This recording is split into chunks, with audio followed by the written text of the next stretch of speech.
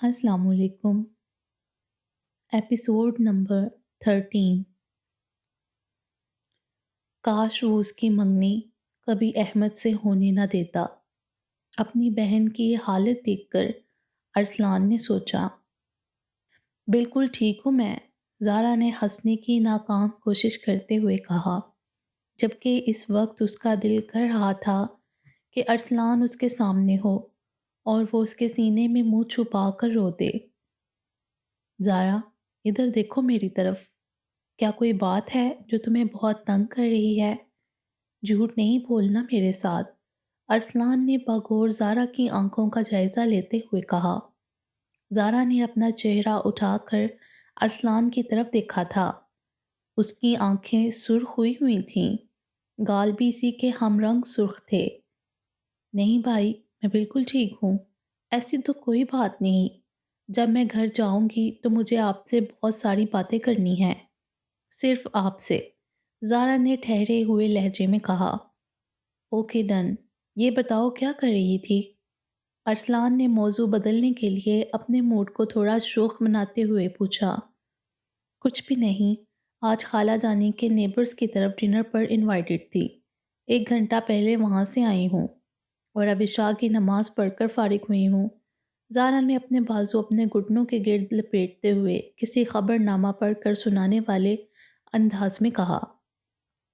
Don't tell me Zaara कि तुमने खुद से इशा की नमाज पढ़ी। I can't believe this. Arsalan ने अपनी आद आने वाली हंसी को रोकते हुए कहा। माहम और अरसलान इन दोनों की शुरू से ही आदत बनी हुई थी पूरी 5 नमाजें पढ़ने की। ना कभी माहम ने अपनी नमाज कज़ा की थी और ना ही अरसलान ने, जबकि ज़ाहरा उनके घर का वो फ़र्द थी जिसे कहकर नमाज पढ़वानी पड़ती। ज़ारा पहली 4 नमाजें तो बगैर चूँ चा किए पढ़ लेती थी, जबकि इशा की नमाज ज़ारा को बहुत लंबी लगती थी। ज़ारा अक्सर इशा की नमाज में डंडी मार जाती थी।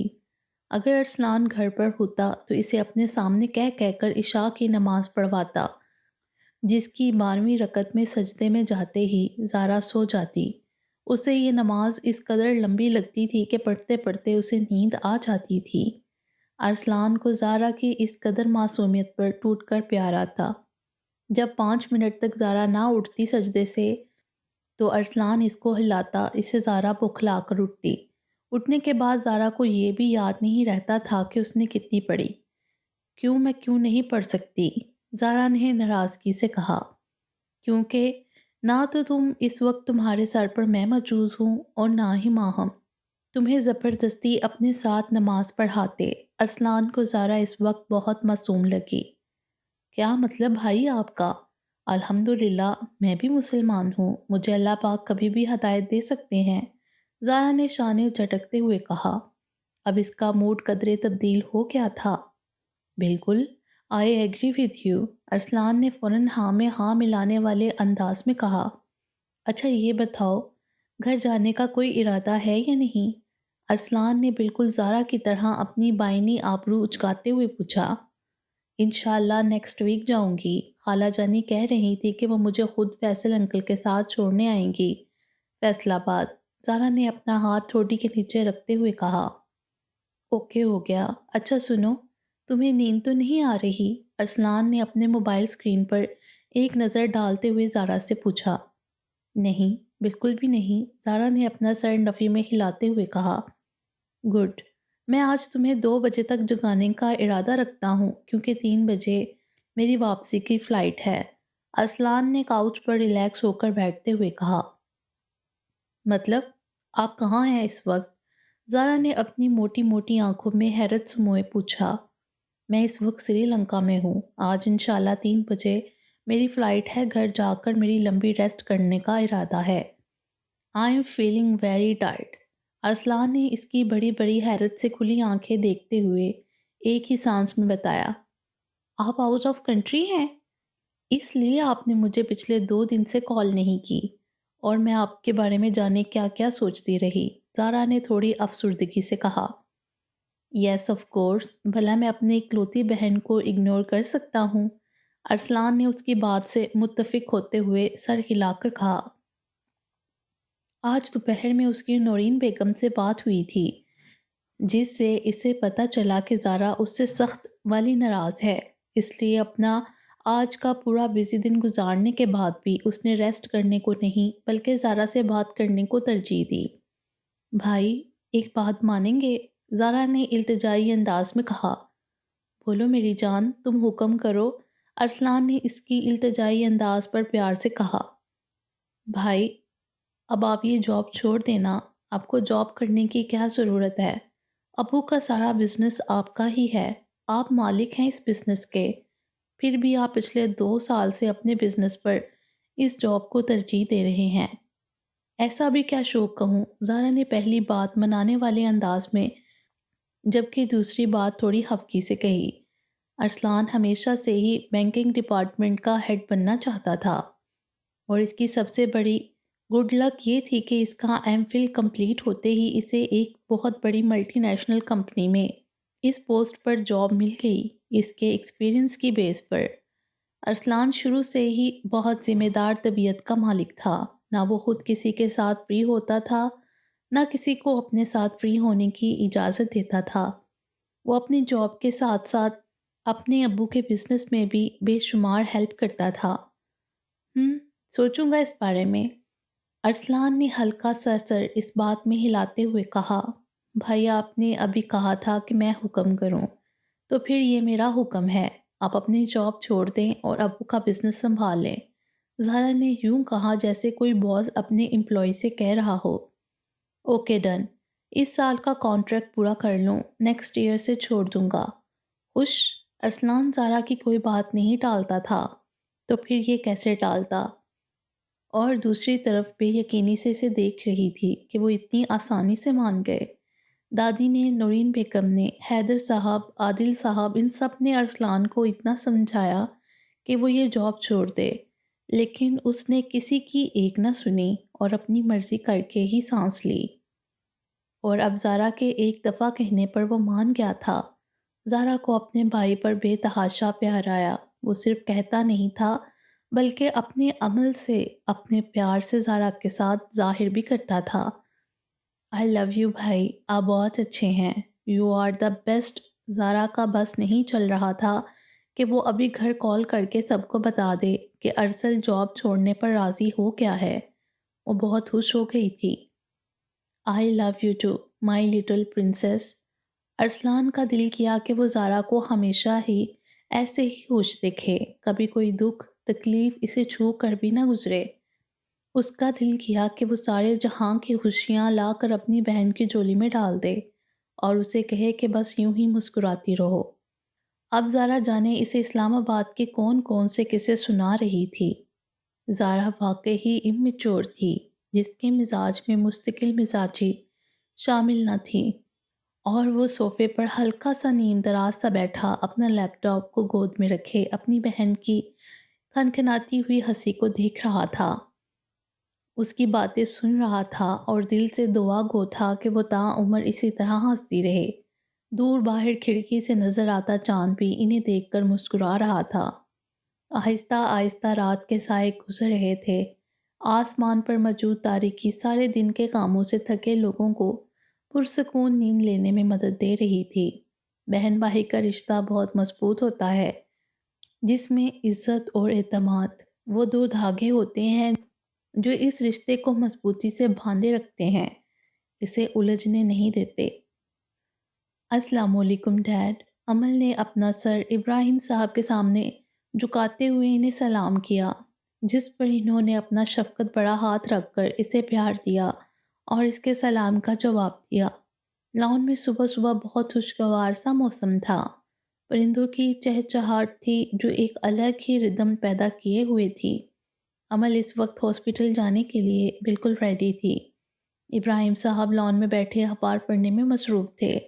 امل نے اپنے ہاتھ پر اپنا کوٹ ڈالا ہوا تھا، دائیں کندھے پر بیگ ڈالا ہوا تھا، بائیں ہاتھ میں 2 بکس اور موبائل پکڑا ہوا تھا اور شکل سے کافی نروس دکھائی دے رہی تھی۔ پھر ہمت کر کے بات کا آغاز کیا۔ ڈیڈ، مجھے آپ سے ایک بات کرنی تھی، امل نے ابراہیم صاحب کے سامنے والی چیئر پر بیٹھتے ہوئے کہا۔ ابراہیم صاحب نے اپنا سر اس بات میں ہلایا تو عمل نے ہمت کر کے بولنا شروع کیا۔ ڈیڈ، میں چاہتی ہوں کہ آپ میرے آنے جانے کی رسپانسبلٹی ہادی کی بجائے گارڈز کو دے دیں۔ انہوں نے 9 بجے یونیورسٹی جانا ہوتا ہے، خواہ مخواہ میری وجہ سے ڈسٹرب ہوتے ہیں۔ عمل نے ہمت کر کے کہا، پھر ابراہیم صاحب کی اپنی طرف دیکھنے پر فوراً کہنے لگی، مجھے انہوں نے کچھ نہیں کہا، یہ میرا اپنا ذاتی فیصلہ ہے۔ عمل نے بہت آہستہ آہستہ دھیمے لہجے میں اپنی بات کہی۔ وہ ہادی کو حماد کی نظروں سے بچانا چاہتی تھی۔ ہرگز نہیں، اسے بھی اپنی ذمہ داری کا احساس ہو، اور 1 گھنٹہ اگر پہلے بھی اٹھ جائے گا تو کوئی نقصان نہیں ہوگا۔ تم بیٹھو، میں اسے بھیجتا ہوں۔ ابراہیم صاحب کو جیسے عمل کی بات بالکل بھی پسند نہیں آئی تھی۔ اپنی بات کہہ کر فوراً اٹھ کر اندر کی طرف بڑھ گئے اور ان کا رخ ہادی کے روم کی طرف تھا۔ انہیں لگا کہ عمل ہادی کی فرمائش پر اسے پریٹینڈ کر رہی ہے۔ عمل دونوں ہاتھوں میں اپنا سر گرائے پیچھے چیئر پر نیم دراز ہو گئی۔ پورے 20 منٹ بعد ہادی فل غصے میں نک سکسا تیار ہو کر اس کے سر پر کھڑا تھا۔ کسی کی موجودگی کو محسوس کرتے ہوئے عمل نے اپنا سر اٹھا کر دیکھا۔ بری آنکھیں جن میں ہر وقت شرارت رہتی تھی آج غصے سے بھری ہوئی تھیں۔ بہت سکون ملتا ہے نا تمہیں ڈیڈ سے میری انسلٹ کروا کر، ان سے مجھے ذلیل کروا کر۔ تم اپنے آپ کو سمجھتی کیا ہو؟ تم نے جان بوجھ کر ڈیڈ کو میرے روم میں بھیجا تھا نا؟ تم اس قدر چلاک ہو گئی کہ میں نے کبھی سوچا بھی نہیں تھا۔ ہادی نے عمل کے بازو پکڑ کر اسے اپنے سامنے کھڑا کیا تھا۔ کیوں آئی ہو ہمارے گھر؟ ہماری لائف ڈسٹرب کرنے؟ معاف کر دو بی بی ہمیں اور اپنے گھر جاؤ۔ میں کسی کے باپ کا نوکر نہیں ہوں جو تمہیں روز پک اینڈ ڈراپ کرتا پھروں۔ ہادی نے ایک جھٹکے سے عمل کی بازو چھوڑی تھی اور اپنی گاڑی کی طرف بڑھ گیا۔ ہادی کو کبھی غصہ نہیں آیا تھا۔ یقیناً ابراہیم صاحب نے اس کی آج کچھ زیادہ ہی اچھے سے عزت افزائی کی تھی، جس کا غصہ وہ اس پر اتار گیا تھا۔ اور عمل، وہ تو کل سے خود یہی چاہتی تھی کہ وہ ہادی سے دور رہے، اسے کبھی اپنے ساتھ حماد کی نظروں میں نہ آنے دے۔ لیکن ہادی کے اس طرح ذلیل کرنے پر عمل کے آنسو آنکھوں سے باہر آ رہے تھے۔ بھلا جن سے محبت ہو کوئی ان کی تذلیل کر سکتا ہے یا کروا سکتا ہے؟ عمل نے ضبط سے اپنی آنکھیں رگڑی تھیں، اپنے پرس سے اپنی گاڑی کی چابی نکالی تھی اور گیراج کی طرف بڑھ گئی جہاں پر عمل کی اپنی کار کھڑی تھی۔ عمل اپنے معاملے میں جس قدر صابر تھی، ہادی کے معاملے میں اتنی ہی جذباتی تھی۔ عمل نے گراج میں کھڑی اپنی گاڑی ریورس کر کے باہر نکالی اور بغیر ہادی کو دیکھے فل سپیڈ میں اپنی کار گیٹ سے باہر نکالتے ہوئے وہاں سے چلی گئی، جبکہ ہادی جو کہ اپنی گاڑی کے پاس کھڑا اس کا انتظار کر رہا تھا، عمل کو اپنی گاڑی میں جاتا دیکھ کر زور سے اپنی بائنی ٹانگ اپنی گاڑی پر ماری تھی، پھر جھٹکے سے اپنی گاڑی کا دروازہ کھول کر اندر بیٹھا تھا۔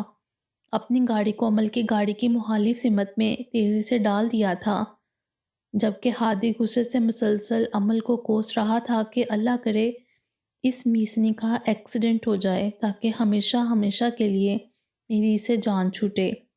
ڈیڈ کی چمچی نہ ہو تو چڑیل، نہیں کالے بالوں والی چڑیل، فتنی، ڈائن۔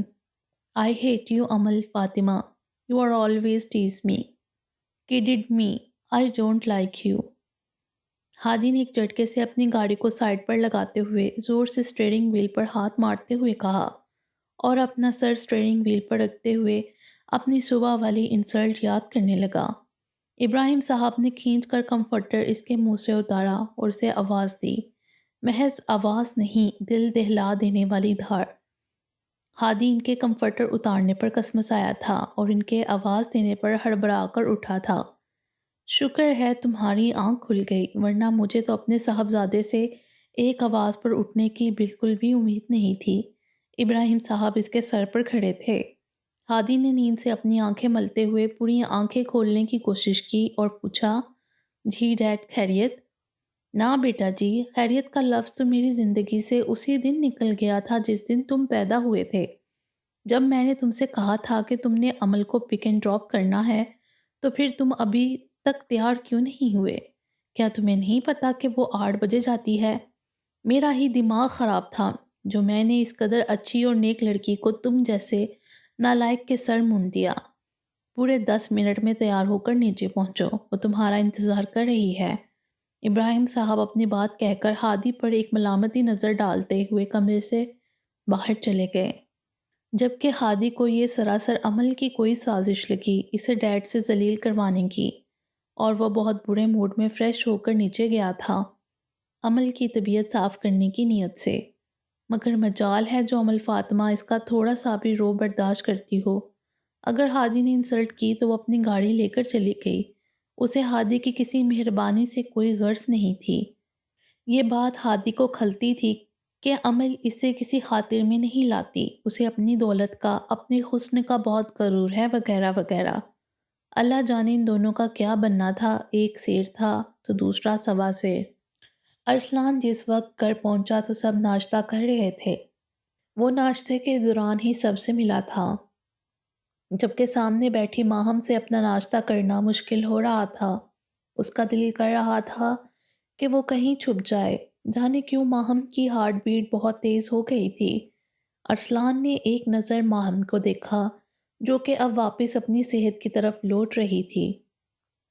سب کے بے انتہا فورس کرنے پر بھی ارسلان نے ناشتہ نہیں کیا تھا اور سونے کے لیے اپنے کمرے چلا گیا۔ اس دوران وہ نورین بیگم کو تلقین کر کے گیا تھا کہ وہ کافی تھکا ہوا ہے، کوئی اسے ڈسٹرب نہ کرے، وہ اپنی مرضی سے اٹھے گا۔ نیند کے معاملے میں زارا اور ارسلان بالکل ایک جیسے تھے۔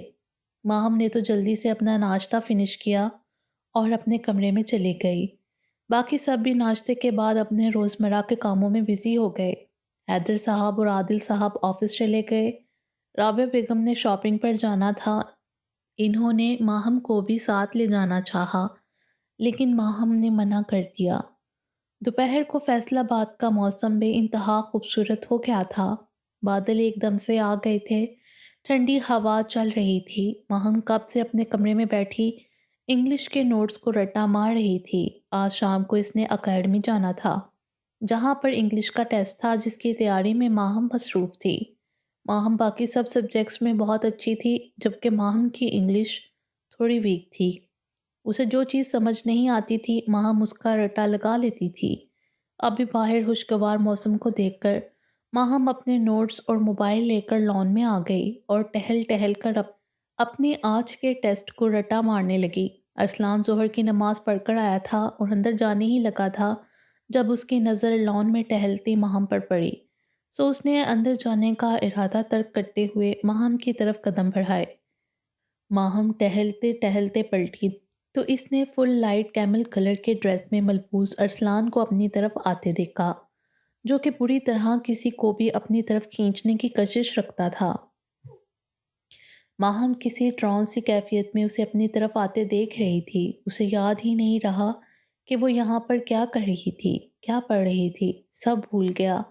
نظر تھی کہ سامنے کے منظر سے ہٹنے کا نام نہیں لے رہی تھی، دل تھا جس میں جگنو گدگدی کر رہے تھے، وہ اسی طرح ارسلان کے لیے جلی تھی۔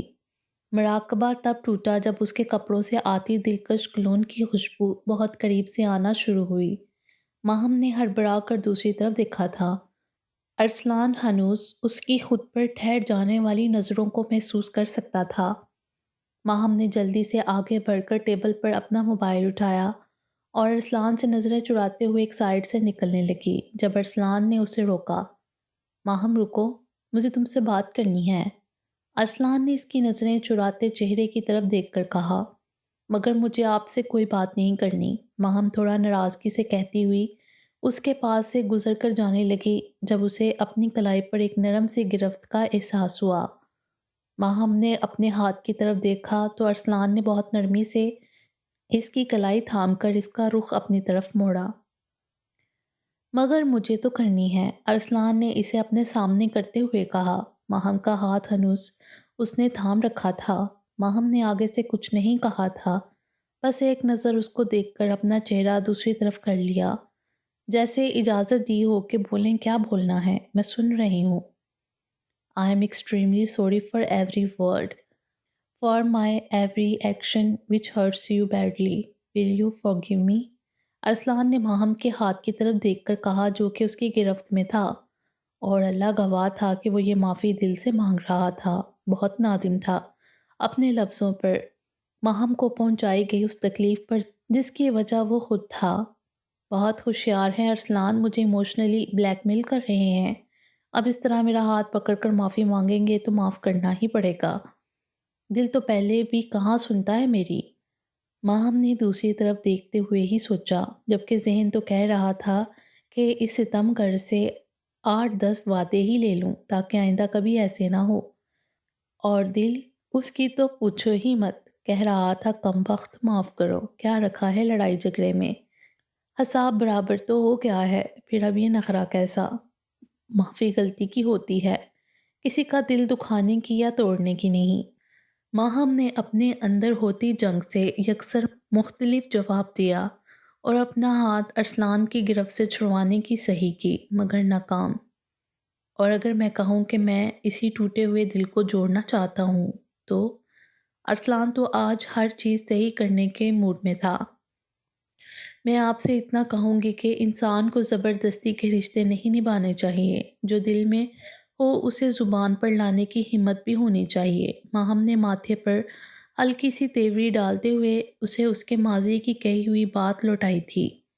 بالکل صحیح کہہ رہی ہو، ارسلان نے بہت فرما برداری سے ماہم کی بات سے محظوظ ہوتے ہوئے ہاں میں ہاں ملائی، جس پر ماہم کو تپ چڑھی۔ تو پھر جائیے اور جا کر کہیے دادی سے، ماہم نے ماتھے پر بل ڈالتے ہوئے کہا۔ ماہم، تھوڑا صبر کر لو، پہلے میں زارا کی شادی کرواؤں گا، پھر اپنی۔ لیکن اب اگر تم بھی یہی چاہتی ہو کہ میں دادی سے جا کر بات کروں اپنی شادی کی تو… ارسلان اپنی بات مکمل کرنے ہی والا تھا جب ماہم نے اس کی بات کاٹ دی۔ استغفر اللہ، میں نے ایسے کب کہا؟ وہ اس کی پوری بات کا مطلب سمجھتے ہوئے جلدی سے بولی تھی، جس پر ارسلان مسکرائے بغیر نہ رہ سکا۔ ماہم کو تو آج ارسلان کا مزاج سمجھ ہی نہیں آ رہا تھا، اوپر سے اس کی باتوں نے الگ اس کا سارا خون چہرے پر جمع کر کے سرخی بکھیر دی۔ پھر کیا کہہ رہی تھی تم؟ ارسلان کو ماہم کے تاثرات بہت لطف دے رہے تھے، اوپر سے اس کے گلابی پڑتے گال۔ اف، چھوڑیں، مجھے اندر جانا ہے۔ اب کے ماہم سے وہاں رکنا مشکل ہو رہا تھا، اپنی ہاتھ کی طرف اشارہ کرتے ہوئے بامشکل کہہ پائی، تو پھر میں اپنی لڑائی ختم سمجھوں؟ ارسلان نے ہنوز اس کی نظر چراتے چہرے کی طرف دیکھتے ہوئے کہا، میں نے آپ کو معاف کیا۔ ماہم کو اپنی ہی آواز کچھ دیر بعد سنائی دی۔ ماہم نے یہ بات ہارنے والے انداز میں کہی تھی، جیسے تھک گئی ہو اپنے گزشتہ حالات سے، اپنی گزشتہ کیفیت سے، اس کیفیت سے جو اس نے ارسلان کے بغیر رہنے کا سوچ کر کاٹی تھی۔ ایک دم بادل بہت زور سے آسمان پر گرجے تھے۔ دل سے ارسلان نے اس کی بات کی تصدیق کرنی چاہی۔ وقت لگے گا، دل سے معاف کرنے میں۔ ماہم نے اپنا چہرہ ہلکا سا دوسری طرف موڑتے ہوئے بہت مدھم آواز میں کہا۔ آسمان سے ایک چھوٹی سی پانی کی بوند آ کر ان دونوں کے ہاتھ پر گری تھی۔ میری ساری زندگی صرف تمہاری ہے ماہم، چاہے تو ساری زندگی کا وقت لے لو، مگر معافی شرط ہے۔ ماہم نے بے اختیار اس کی آنکھوں میں دیکھا تھا، وہاں کوئی ہمدردی کے جذبات نظر نہیں آئے، ان آنکھوں میں تھی تو صرف محبت اور ندامت۔ آسمان سے بارش کی چھوٹی چھوٹی بوندیں برسنا شروع ہو گئی تھیں۔ جانے ماہم کتنی ہی دیر ایک انجانے سے احساس میں گری کھڑی اسے دیکھتی رہی۔ اچانک بارش کی موٹی موٹی بوندیں آ کر ان پر برسنا شروع ہوئی تو وہ کسی ٹرانس سے نکلی تھی۔ تبھی اسے اپنے ہاتھ پر سے ارسلان کے ہاتھ کا نرم لمس ہٹتے ہوئے محسوس ہوا تھا۔ بارش بہت تیز تھی جو ان دونوں کو بھگا رہی تھی، ایک بے معنی خوشی تھی جو کب سے ان دونوں کے درمیان قائل تھی۔ ارسلان ماہم کا ہاتھ چھوڑ کر اندر کی طرف بڑھ گیا تھا، جبکہ پیچھے کھڑی ماہم کو اپنا دل بھی اس کے ساتھ جاتا ہوا محسوس ہوا۔ ماہم نے اوپر آسمان کی طرف دیکھا تھا اور دل سے مسکرائی تھی، اسے اپنے پورے جسم میں سکون کی لہر دوڑتی ہوئی محسوس ہوئی، اور اس بات کا گواہ صرف اللہ تھا کہ ماہم نے ارسلان کو دل سے معاف کیا تھا، اور بے شک ہمارا رب معاف کرنے والوں کو پسند کرتا ہے۔ اس آیت کا ترجمہ ہمیں ہمیشہ تب ہی اچھا لگتا ہے جب ہم نے خود کسی سے معافی مانگنی ہو، جبکہ اگر ہم نے خود کسی کو معاف کرنا ہو تو ہم کسی آیت کا ترجمہ، کوئی اصلاح کی بات نہیں سنتے۔ نظر آتا ہے تو صرف اپنا درد، اپنی تکلیف، باقی سب تو بہت پیچھے رہ جاتا ہے۔ حدید تھرڈ فلور کی بلڈنگ کے بزنس ڈپارٹمنٹ میں اپنی کلاس کی بڑی پوری دیوار میں نصب ونڈو میں کھڑا نیچے تیزی سے ادھر ادھر آتے جاتے اسٹوڈنٹس کو دیکھ رہا تھا۔ حدید نے فل بلیک پینٹ پر ہاف سلیوز والی ٹی شرٹ پہنی ہوئی تھی۔ شرٹ کے کالر میں اس کے سفید بے داغ گردن کسی مغرور شہزادے کی طرح کھڑی تھی۔ اس کی ہاف سلیو سے جھانکتے اس کے سفید بازو اپنے ہاتھوں کو پینٹ کی جیب میں اڑے سے۔ اپنے گرے کلر کی اداس آنکھوں پر اس نے بلیک شیڈز لگائے ہوئے تھے جو کہ حدید کی کھڑی مغرور ناک پر ٹکی اس کی پرسنالٹی کو چار چاند لگا رہی تھی۔ وہ اس بلڈنگ کے اس پورشن میں کھڑا کسی رعایا کا شہزادہ معلوم ہوتا تھا جو اپنی رعایا کے مسائل سننے کے لیے یا ان سے ملاقات کرنے وہاں کھڑا ہو۔ وہ بالکل اسٹریٹ کھڑا تھا اور اپنے خیالوں کی دنیا میں کھویا ہوا تھا جب کوئی نرم سا لمس اسے اپنے بازو پر رینگتا ہوا محسوس ہوا۔ حدید اپنے خیالات سے نکلا تھا اور سرایت سے گردن موڑ کر اپنے بائیں طرف کھڑی لڑکی کو گھور کر دیکھا۔ وہ ابھی پلٹا ہی تھا جب وہ حدید کے بازوؤں سے لپٹ گئی۔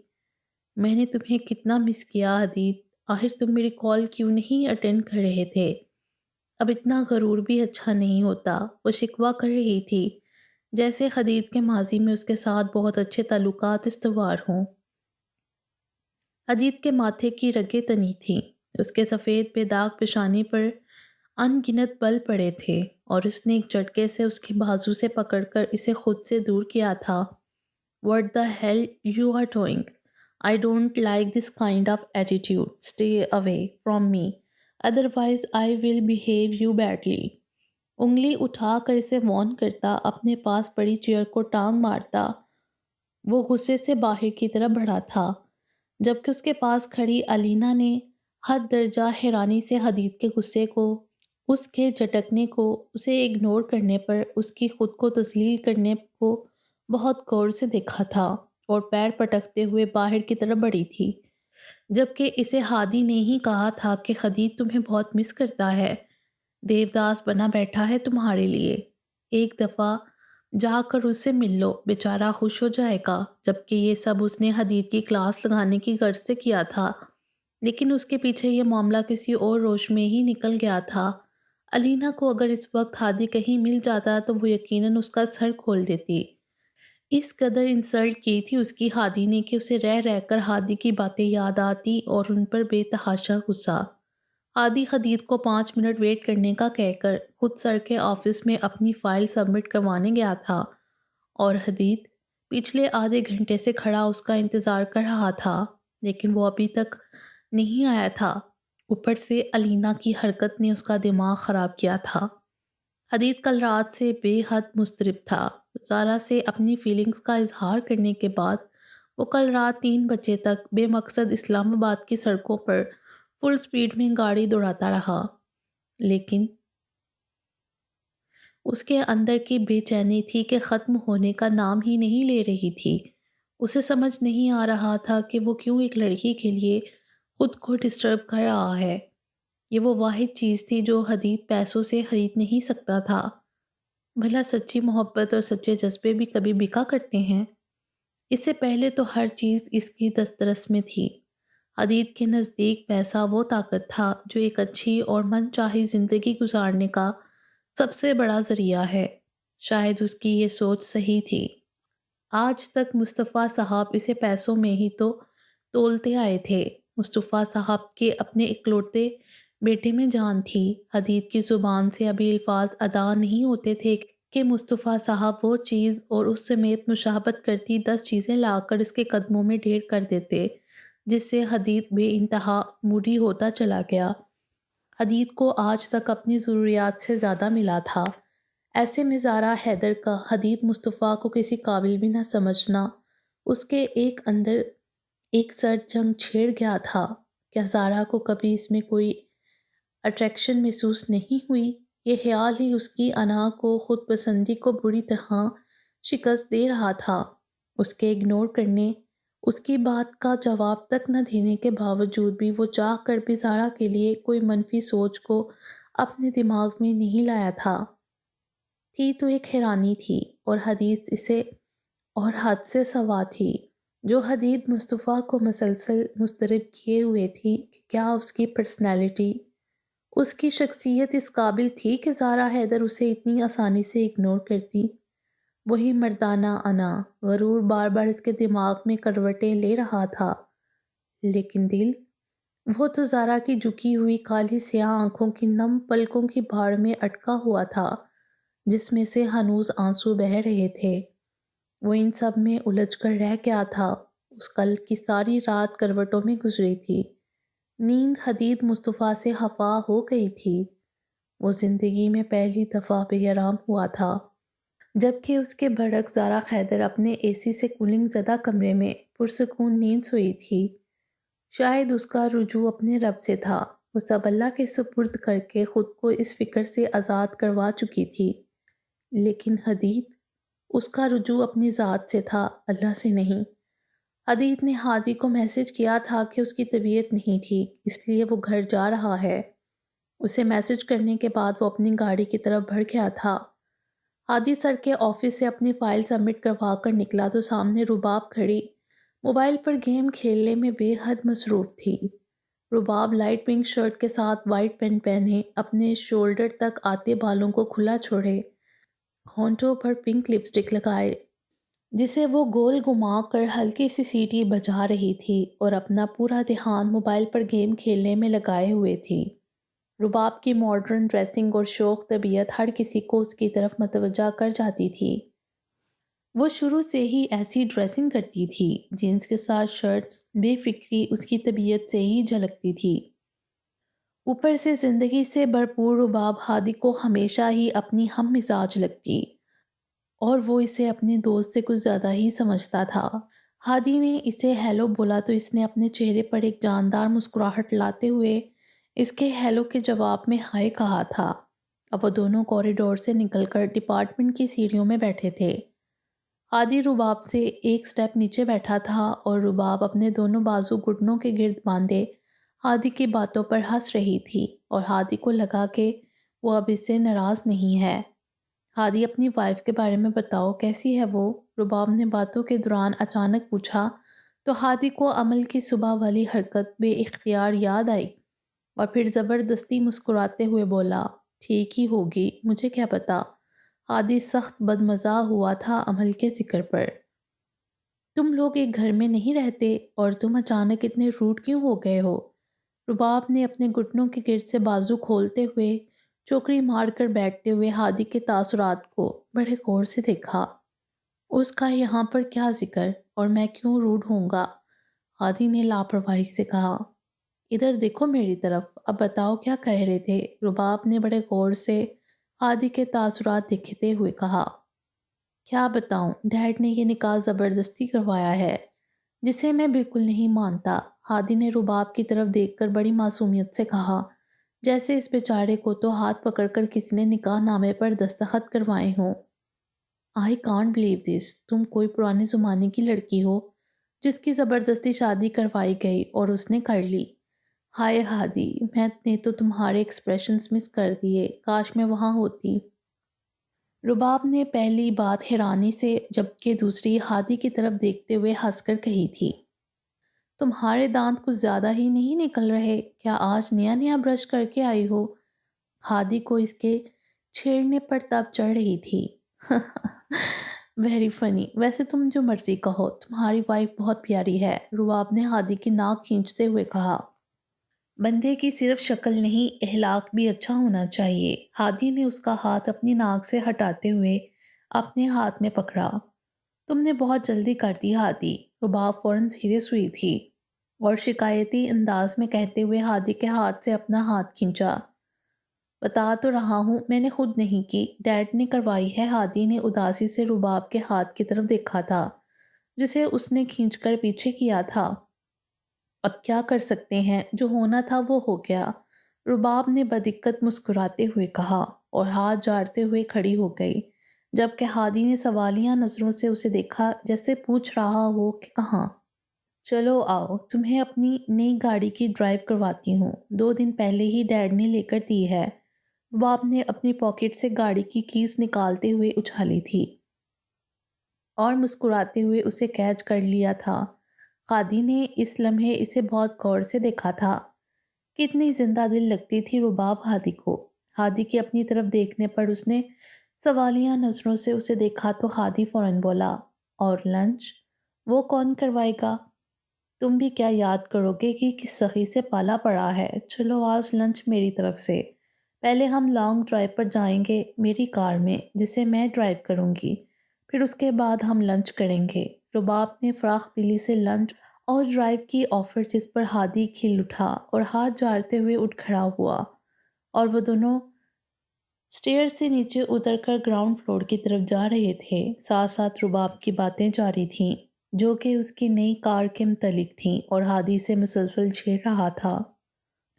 ڈاکٹر زینب گرم گرم پیزے کو کور سے نکال رہی تھی جب حمزہ سٹاف روم کا دروازہ کھول کر اندر انٹر ہوا۔ یہ ان کا لنچ ٹائم تھا۔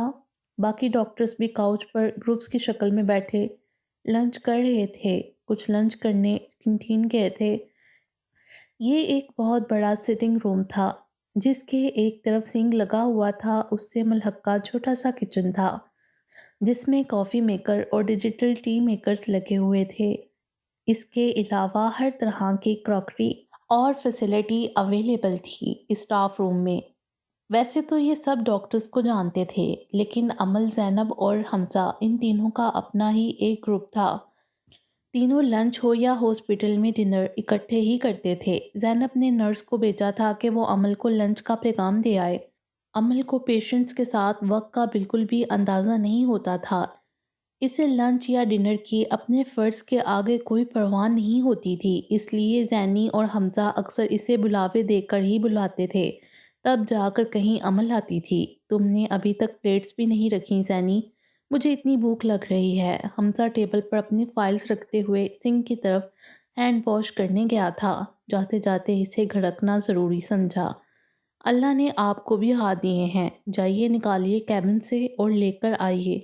زینی تو چڑ ہی گئی تھی۔ حمزہ روز یہ ایسا کرتا تھا، زینی کے تو ہر کام میں کیڑے نکالنا اس کا فرض تھا۔ الحمدللہ دیے ہیں ہاتھ، لیکن میں چاہتا ہوں کہ تمہاری پریکٹس ہو جائے۔ بھائی کل کو تم نے سسرال بھی تو جانا ہے۔ حمزہ اطمینان سے ہاتھ دھو کر ٹشو سے صاف کرتا اس کے سامنے والے صوفے پر آ کر بیٹھ گیا اور ڈٹائی سے اسے جواب دیا، تمہیں میری پریکٹس کروانے کی کوئی ضرورت نہیں ہے۔ خود تو پلیٹس تک لا کر ٹیبل پر نہیں رکھ سکتے، جوتے ہی کھاؤ گے اپنی بیوی سے۔ بیویوں کو ایسے ہڈ حرام شوہر زہر لگتے ہیں۔ زینی ٹیبل پر تھوڑا آگے جھکتے ہوئے گھور کر اس کی آنکھوں میں دیکھتے ہوئے بولی، اور ایسے پر اس نے حمزہ کو سر سے پاؤں تک گھورا تھا۔ پھر اٹھ کر کیبن سے خود ہی پلیٹس نکالنے لگی۔ ایکسکیوز می، تم نے یہ لفظ ہڈ حرام کس کو بولا؟ زینی میں تمہیں بتا رہا ہوں انسان بن جاؤ ورنہ، حمزہ نے اسے گھورتے ہوئے کہا۔ حمزہ کو اپنے لیے لفظ ہڈ حرام بہت برا لگا تھا۔ ورنہ کیا ورنہ؟ ہاں بولو ذرا۔ زینی پلیٹس لے کر حمزہ کے سر پر آ کر کھڑی ہو گئی، ایک ہاتھ میں پلیٹس تھیں اور دوسرے میں چھری جو اس نے حمزہ پر تانی تھی، اور بڑے کڑے تیوروں سے پوچھ رہی تھی۔ حمزہ نے بے اختیار اپنے دل پر ہاتھ رکھا۔ اف زینی، تم تو ناراض ہی ہو گئی، میں تو مذاق کر رہا تھا۔ اور یہ ایسے نہیں پکڑتے، لگ جاتی ہے۔ اس نے اس کے ہاتھ سے چھری پکڑی۔ ڈاکٹر زینب آپ اتنی جلائی کیوں ہیں؟ حمزہ نے تھوڑا جزبز ہو کر پوچھا اور پھر اس کے ہاتھ سے پلیٹس لے کر ٹیبل پر رکھیں۔ اسی اثناء میں امل اندر داخل ہوئی تو زینب کی توپوں کا رخ اب امل کی طرف تھا۔ اب بھی نہ آتی؟